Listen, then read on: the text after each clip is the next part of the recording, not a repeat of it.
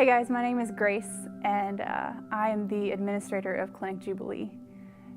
I'm here to tell you guys a few stories about things that I've encountered and people that I've met who have changed my life and who I think are important to the work that is happening in Jubilee. I have the immense privilege of working with 4 staff members at Clinic Jubilee, and one of the people I'm going to tell you about, his name is Oscar. He was born and raised in Jubilee, and he started working for us about 1.5 years ago. He is full of life and laughter and fun, and is so patient with the people in Jubilee. That's the one thing he has taught me, is patience for people. He loves Jubilee more than anybody else I've met there. And so last year we were talking about future plans and joking about things and talking seriously, and one of the things he brought up was talking about when he go back to school. And he said, well, I may go back to be an accountant, I may go back to be a nurse, and I just kind of looked at him and I said, Oscar, what do you want to do? If you could do anything, what would you do? And this is a question that we ask the kids in the Jubilee school, and occasionally get the opportunity to ask people like Oscar. And he stopped and he kind of thought to himself for a second, and he just looked at me and said, I would be a doctor. And I said, then you should be a doctor. You should be a doctor. And so this past year we have gone through the interesting process of figuring out what it looks like to sign up for medical school in Port-au-Prince, and he has got his name on the list. And the amazing thing about Oscar going to medical school is that people have heard about it in Jubilee. And so kids will already refer to him as doctor and talk about things like going to schools outside of Go Naive, or to think outside the box of what people tell them is what they should do or the only possibilities they have. And so Oscar, to me, embodies this picture of hoping for things unseen, because he doesn't fully understand what it's going to look like to be in medical school, but he knows that the impact that he has is going to be incredible. When I first moved to Go Naive, I met a boy named Yo Nelson, who was 12 at the time. He had a bandage on his foot and got to look at it and figure out that he had a big infection in his bone. This is an infection that can actually kill you. Through some coordination with some doctors here in the States and the medication we had in Haiti, we spent 6 weeks curing him of a bone infection that we should not have cured him of. And Jesus can instill crazy hope into people in ways that we just can't. And part of this injury for me was praying with belief that things will actually change and heal. And we get to see him every day and remind ourselves that God listens when we ask of things, and that he gives us hope that things will heal, or that things can be different. So for me, that's more of a thing that Yo Nelson and I got to walk through together,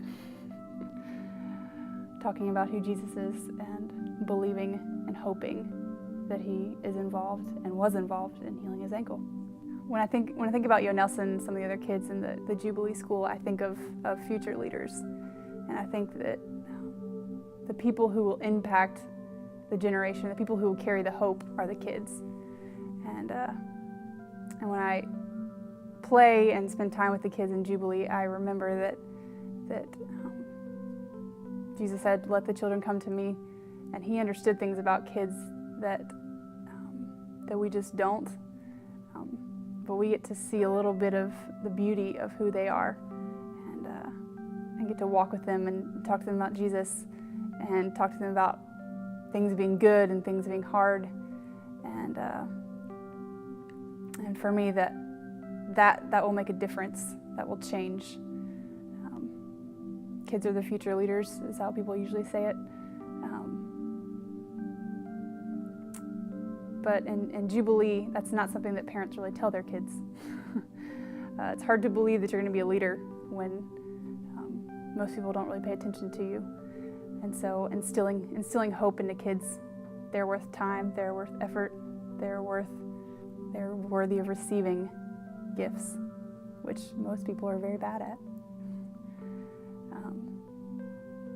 And so I think kids like Yo Nelson, seeing them in 10 or 20 years and seeing that hope and that self-worth is a big thing. In clinic, one of the days, every Tuesday afternoon, we see kids who are severely malnourished, and we give them this thing called Plumpy Nut, which is essentially like peanut butter on steroids. It can take kids who have sunken in cheeks and eyes that are kind of inside their skull and give them a little bit more life. Kids who haven't been getting the nutrition they need to develop neurologically. You'll watch kids start to walk a few weeks into being into Plumpy Nut. You'll watch them start playing like they've never played before, start speaking. And one of the things that I love about Plumpy Nut is that the people in Jubilee specifically, but in Haiti, they understand the value of it.